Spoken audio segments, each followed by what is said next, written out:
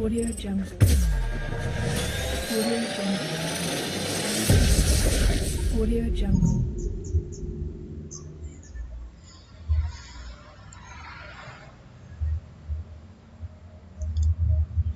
Bismillahirrahmanirrahim. Assalamualaikum warahmatullahi wabarakatuh. Selamat pagi anak-anak kelas 5. Bagaimana kabarnya? Sehat semua kan? Alhamdulillah. Tetap semangat ya. Anak-anak masih belajar di rumah.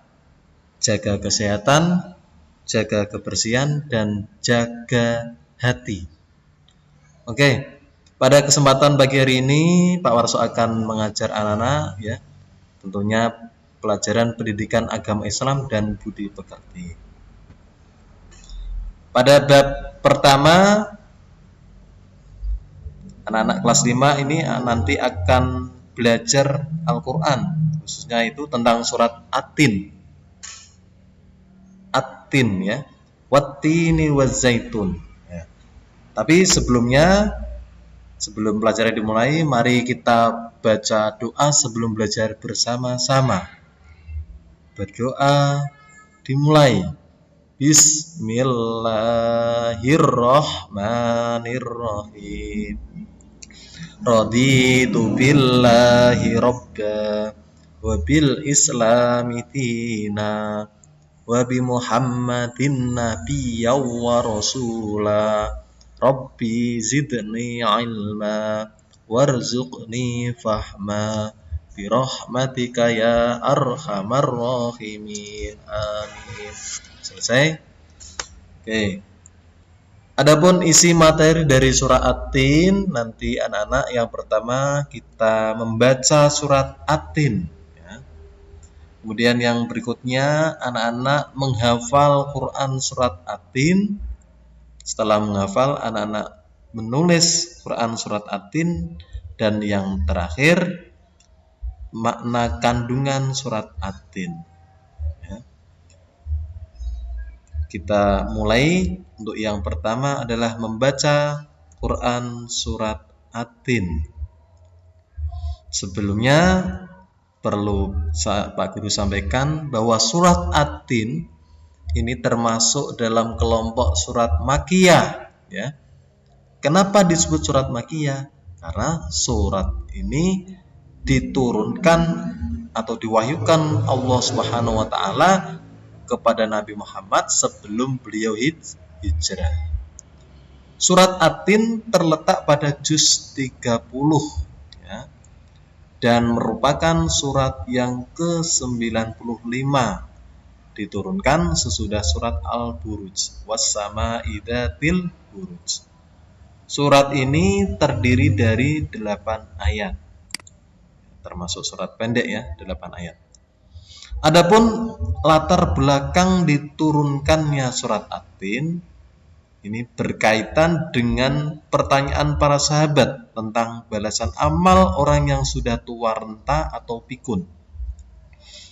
Diriwayatkan oleh Ibnu Jarir dari Al-Aufi yang bersumber pada Ibnu Abbas, surat At-Tin turun ini berkaitan dengan pertanyaan para sahabat tentang balasan amal orang yang sudah pikun.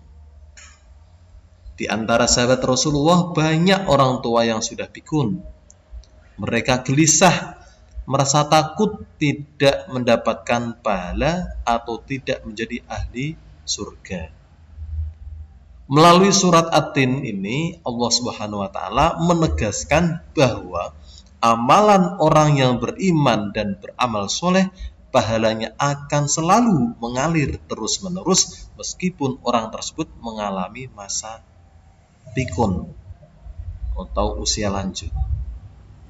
Ini adalah latar belakang kenapa surat At-Tin diturunkan. Jadi sebagai jawaban atas pertanyaan para sahabat yang merasa bimbang dan gelisah, apakah saya ini yang sudah tua renta, yang tidak bisa maksimal ibadahnya akan mendapatkan pahala dari Allah dan kelak akan nanti masuk surganya? Dijawab dengan jelas bahwa surat At-Tin ini nanti bahwa Allah akan tetap menjamin pahala dan surga kepada khususnya yaitu orang-orang yang beriman dan beramal soleh. Walaupun orang tersebut dalam keadaan pikun atau lanjut usia. Baik. Mari kita mulai membaca surah At-Tin. Terlebih dahulu kita membaca ta'awudz dan basmalah. A'udzu billahi minasy syaithanir rajim. Bismillahirrahmanirrahim. Wat-tini waz-zaituni wa turi sinin. Wa hadzal baladil amin. Laqad khalaqnal insana fi ahsani taqwim. Summa raddadnahu asfala safinin.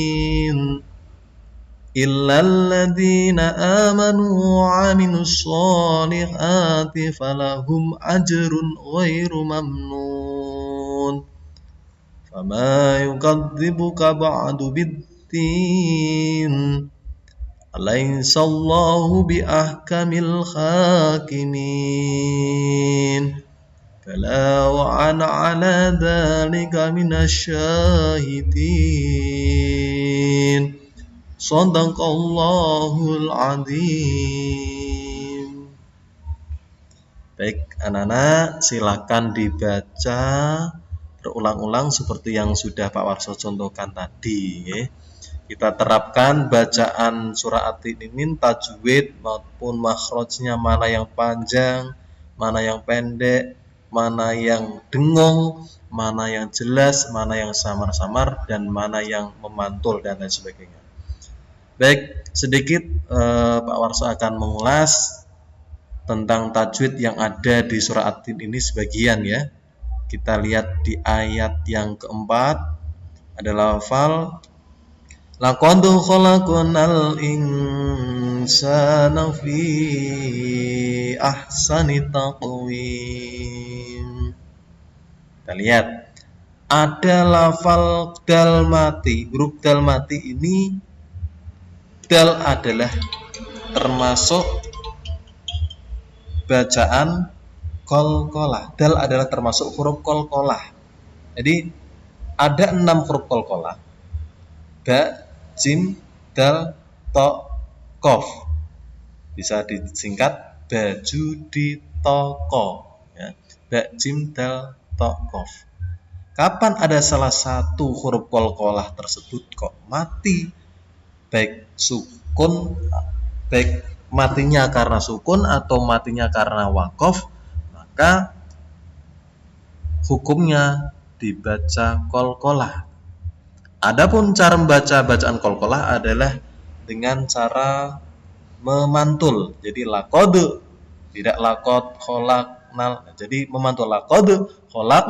Nah, seperti itu ya. Kemudian karena ini terjadi di tengah ayat dan matinya karena sukun, ini qalqalah, berkaitan dengan qalqalah itu dibagi menjadi 2 ya anak-anak. Ada yang pertama adalah qalqalah sughra dan yang kedua qalqalah kubra. Perbedaannya bagaimana Pak? Ya, perbedaannya kalau huruf qalqalah tersebut matinya kok asli ya karena sukun seperti ini, asli karena sukun. Huruf dal adalah salah satu huruf qalqalah dan mati karena sukun, maka ini disebut bacaan qalqalah sughra atau qalqalah kecil. Kalau matinya karena waqaf, contoh qul a'udzu birabbil falaq. Nah, ini falaq. Huruf qaf ini matinya bukan karena sukun tapi karena waqaf. Karena berhenti di akhir ayat. Ya. Ini karena waqaf. Nah, kalau seperti itu maka disebut qalqalah kubra. Dan qalqalah kubra ini biasanya terjadi di akhir-akhir ayat. Seperti itu. Beda, paham ya anak-anak? Kalau qalqalah sughra matinya huruf qalqalah tersebut karena sukun, kalau qalqalah kubra matinya karena diwakafkan, seperti itu.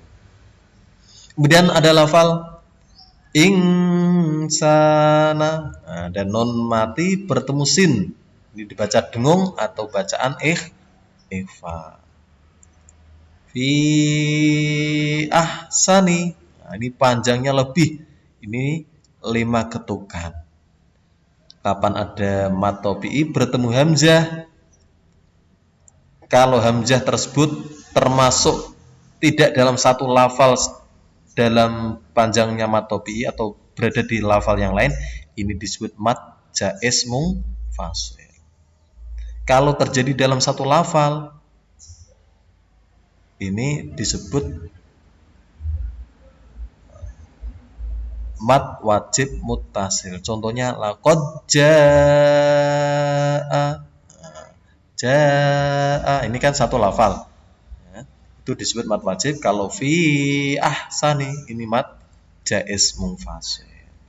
Bedanya kalau mat wajib, hamzahnya berada dalam satu lafal pada setelah mat tobi'i tersebut. Kalau berada di lafal lain atau tidak dalam satu lafal, ini namanya mat jaiz munfasil.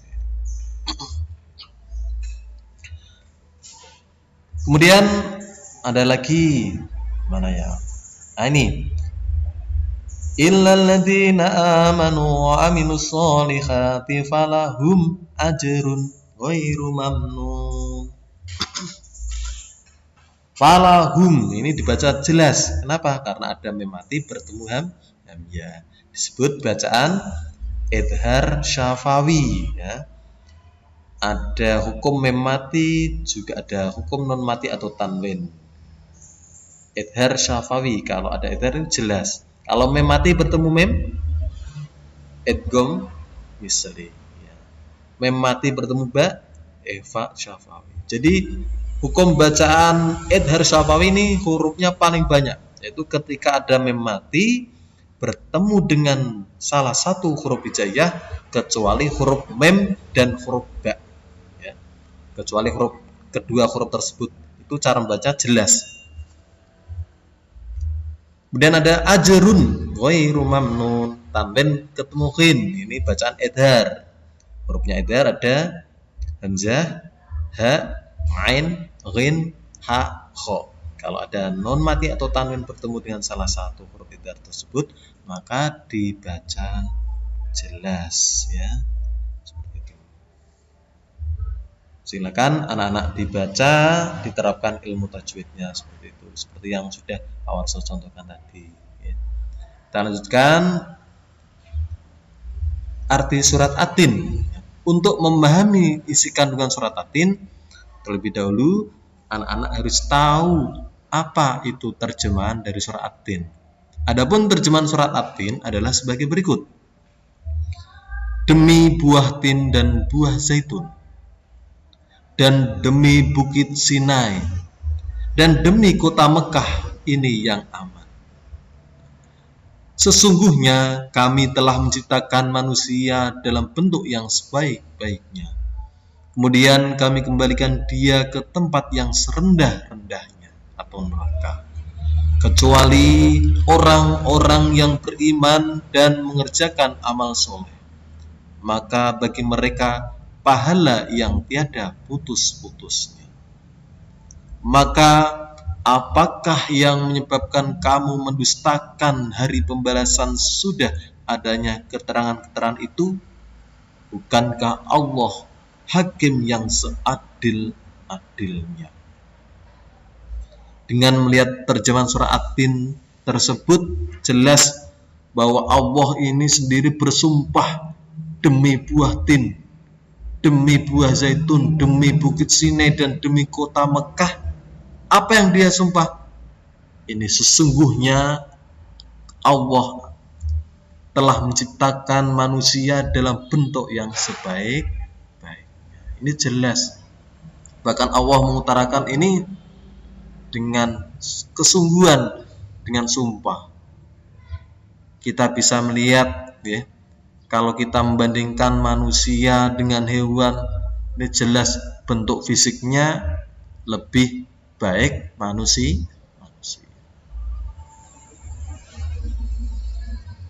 Kira-kira anak laki-laki disuruh atau dibandingkan dengan kambing laki-laki yang paling ganteng, kalau dibandingkan dengan laki-laki yang paling jelek, ini jelas masih bagus manusia.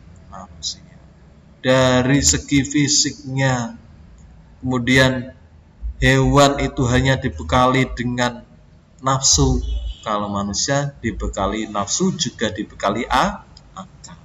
Ini lebih sempurna, jelas. Kemudian manusia dikembalikan ke tempat yang serendah-rendahnya neraka. Tuh jelas, walaupun manusia itu lebih sempurna, nanti manusia akan dikembalikan ke tempat yang rendah, yaitu neraka. Semuanya, hingga kecuali orang-orang yang beriman dan mengerjakan amal soleh. Karena manusia setelah mati nanti akan dimintai pertanggungjawabannya di akhirat. Kapan manusia ini baik?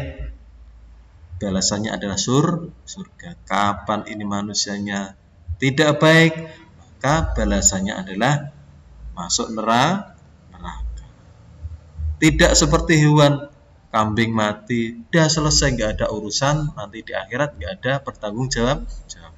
Tapi kalau manusia setelah mati, dia akan mempertanggungjawabkan semua amal atau perbuatannya selama hidup di dunia.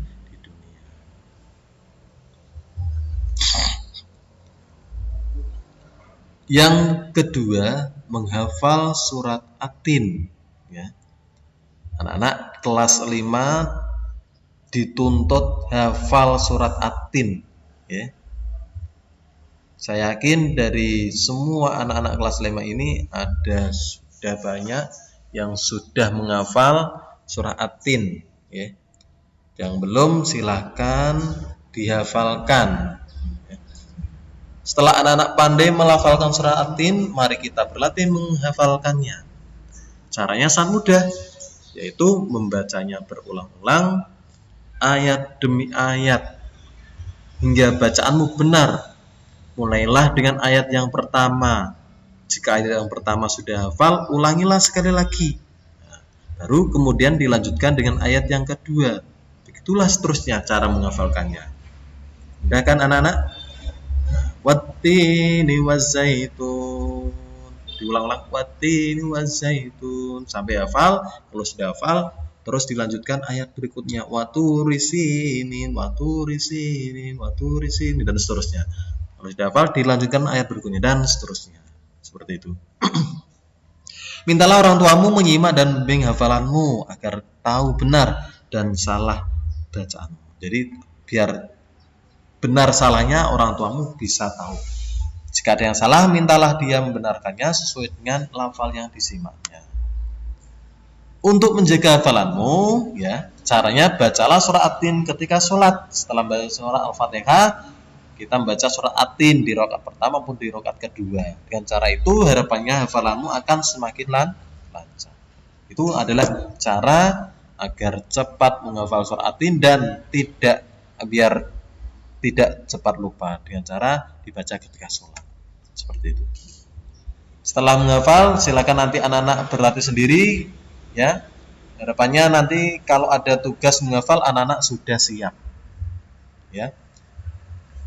Oke, kita lanjutkan yang C, yaitu menulis Quran surat At-Tin. Jelas, setelah anak-anak bisa membaca, menghafal, juga harus bisa menulis.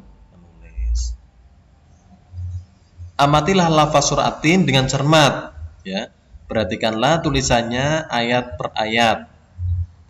Bagaimana bentuk penulisan huruf hijaiyah dalam setiap ayat tersebut? Cermatilah setiap perubahan bentuk hurufnya, baik ketika berada di depan, di tengah maupun di belakang, ya. Jadi huruf hijaiyah ketika dirangkai, misal kita lihat huruf kaf. Kaf dasarnya adalah seperti itu. Kalau dirangkai, kita lihat ada contoh yang ada aja. Misalnya ini huruf ya. Ya ini dirangkai di tengah. Huruf ya aslinya kan tidak seperti ini ya. Nah, karena ini dirangkai berubah menjadi seperti ini. Dan ketika nanti dirangkai di akhir lafal juga hurufnya berubah. Ketika di awal juga tidak sama. Ini harus tahu. Semuanya akan mengalami perubahan ketika huruf tersebut dirangkai baik di awal, di tengah maupun di akhir. Sekarang mari kita berlatih menulis surat Atin dengan benar. Ya, silakan anak-anak mencoba dengan meniru surat Atin ya baik yang ada di video ini maupun dengan meniru yang ada di LKS. Silakan anak berlatih sendiri untuk menyalin tulisan surat Atin tersebut biar anak-anak tulisannya menjadi lebih baik. Caranya tulislah ayat-ayat di atas dengan pelan-pelan dan perhatikan bentuk hurufnya, huruf apa saja yang berubah bentuknya dan huruf apa saja yang tidak dapat menyambung huruf di depannya. Jadi ingat huruf-huruf yang harus berubah bentuk dengan yang tidak berubah bentuknya. Ya, jadi seperti ini. Selain anak-anak memperhatikan perubahan bentuk huruf hijaiyah ketika dirangkai, anak-anak juga harus perhatikan ada beberapa huruf hijaiyah yang tidak bisa dirangkai dengan huruf depannya ya. Ada huruf alif, dal, wawu, kemudian huruf ro dan huruf za seperti itu. Itu bisa dirangkai dengan huruf sebelumnya tapi tidak bisa dirangkai dengan huruf sesudahnya. Ini misalnya ada wawu, ini bisa dirangkai dengan huruf sebelumnya tapi tidak bisa dirangkai dengan nun atau huruf sesudahnya. Ro juga demikian. Karena ro ini bisa dirangkai dengan huruf sebelumnya, tapi karena huruf sebelumnya adalah huruf wawu yang tidak bisa merangkai dengan huruf berikutnya makanya terpisah. Ro ini juga tidak bisa dirangkai dengan huruf sin atau huruf depannya. Seperti itu ya. Dicoba. Setelah lancar menulis ayat yang pertama dan ingat perubahan bentuknya, sekarang kita mulai menulis ayat yang kedua dan seterusnya. Jadi anak-anak harapannya setelah bisa menulis dengan meniru, nanti harapannya kalau sudah begitu hafal, anak-anak coba menulis tanpa meniru atau tanpa panduan. Dilihat, coba kalau sudah di satu ayat dicoba tanpa melihat atau meniru. Kalau sudah selesai, silakan dibandingkan apakah sudah benar atau masih ada yang salah. Seperti itu sampai betul semuanya. Dan seterusnya ayat kedua dan ketiga dan seterusnya. Itu berkaitan dengan menulis surat Atin. Yang terakhir atau kita akan membahas tentang makna kandungan Quran surat Atin. Surat Atin mengajarkan kita bahwa Allah Subhanahu wa taala menciptakan manusia dalam bentuk yang paling baik ya. Allah Subhanahu wa taala mengingatkan manusia terhadap nikmat yang telah diberikan padanya. Semua itu harus selalu diingat agar manusia tidak terjerumus dalam kehinaan atau neraka. Orang yang selamat dari kehinaan atau neraka adalah orang-orang yang beriman dan beramal soleh. Mereka akan mendapatkan kemuliaan di sisi Allah. Jelas ini dalam surat Atin ayat yang keempat disebutkan laqad khalaqnal insana fi ahsani taqwim. Sungguh kami telah menciptakan manusia dalam bentuk yang sebaik-baiknya. Jelas ya, manusia dalam segi fisiknya, dalam segi jasmani maupun rohaninya ini lebih sempurna, dibekali dengan ilmu, dibekali dengan akal dan nafsu. Kalau malaikat hanya dibekali akal saja, tidak punya nafsu. Kalau hewan dibekali nafsu saja. Tapi kalau manusia lengkap, baik nafsu juga dibekali akal. Makanya manusia lebih sempurna. Itu dalam segi rohaninya. Kalau dalam segi jasmaninya saja ini juga sudah terlihat manusia lebih bagus, lebih baik daripada makhluk yang lain.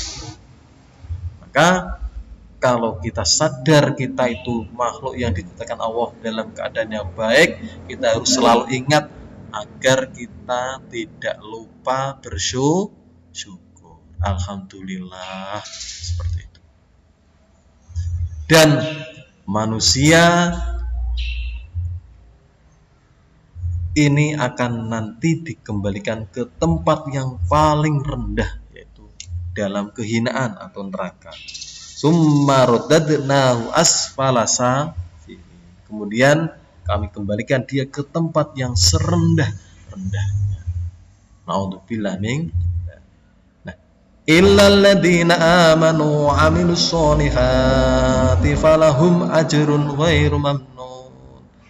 Semua manusia akan dikembalikan ke tempat yang paling hina kecuali illal ladzina amanu, kecuali orang-orang yang beriman. Wa 'amilus sholihat, dan kecuali orang-orang yang beramal soleh. Ini dia akan selamat, nanti akan dimasukkan oleh Allah Subhanahu wa taala ke surga. Jadi jelas ketika manusia hidup di dunia, jangan lupa nanti semua perbuatannya akan dimintai pertanggungjawaban di akhir. Manusia mati akan menuju ke alam akhirat. Jelas nanti semua tangannya, lesannya, dan semuanya akan dihisab, dimintai pertanggungjawabannya di hadapan Allah Subhanahu wa taala. Berbeda dengan hewan, kalau mati sudah selesai, tapi manusia tidak demikian. Kalau amalnya baik, surga tempatnya, kalau amalnya buruk, neraka tempatnya.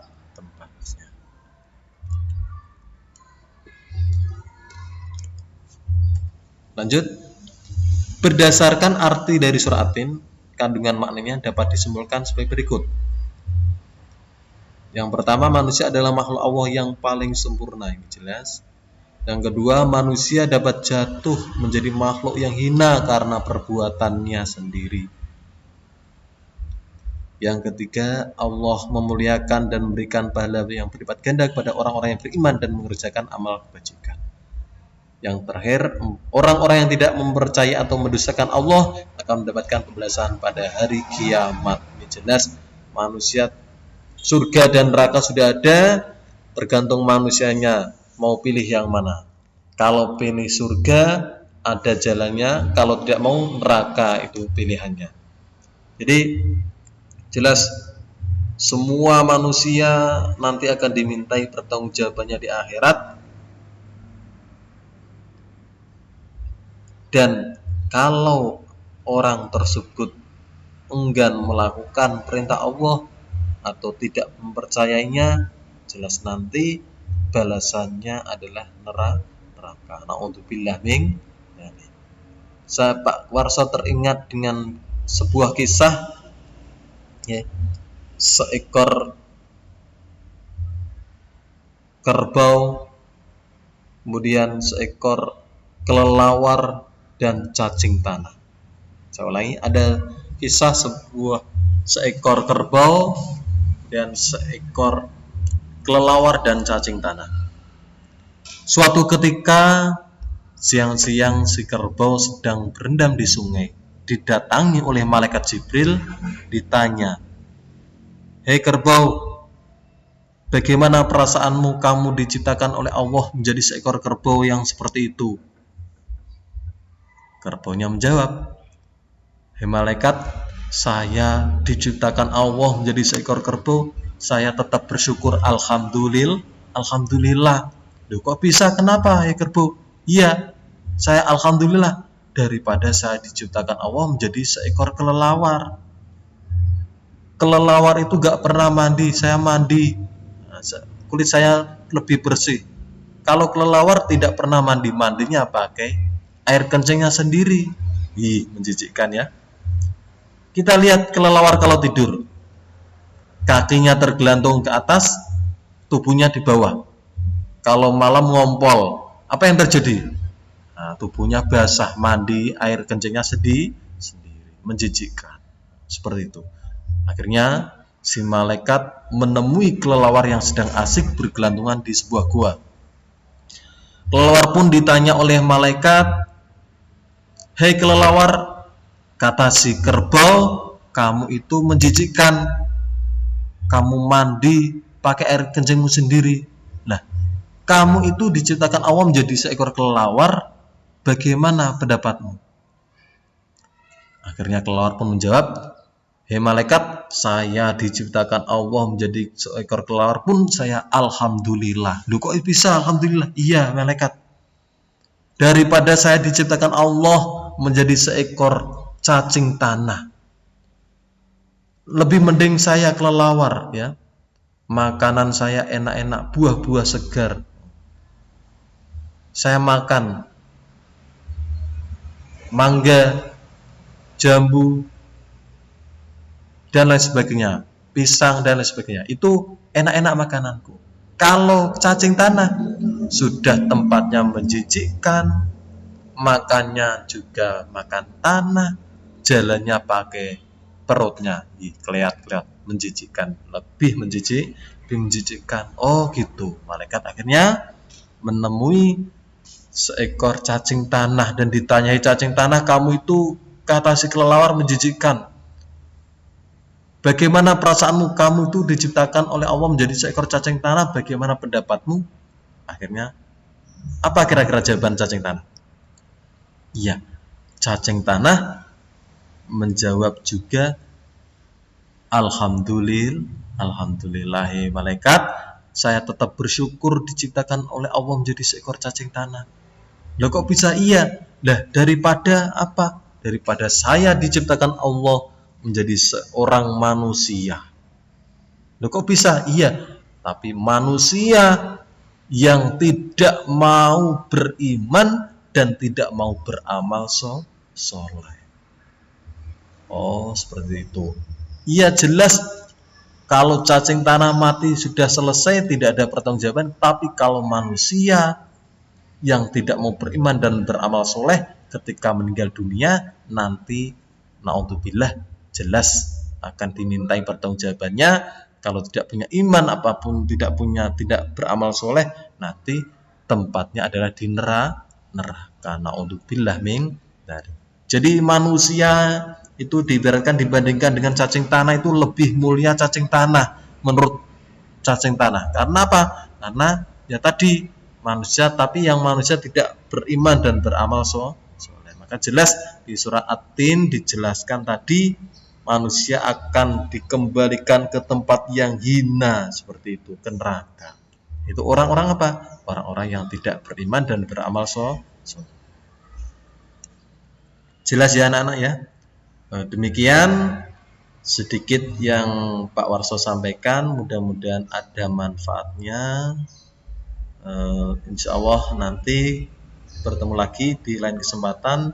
Mudah-mudahan kita selalu diberikan kesehatan dan panjang umur oleh Allah Subhanahu wa taala. Amin ya rabbal alamin. Terima kasih atas perhatiannya dan mohon maaf atas segala kekurangannya. Semoga ilmunya bermanfaat. Amin ya rabbal alamin. Saya akhiri. Wassalamualaikum warahmatullahi wabarakatuh.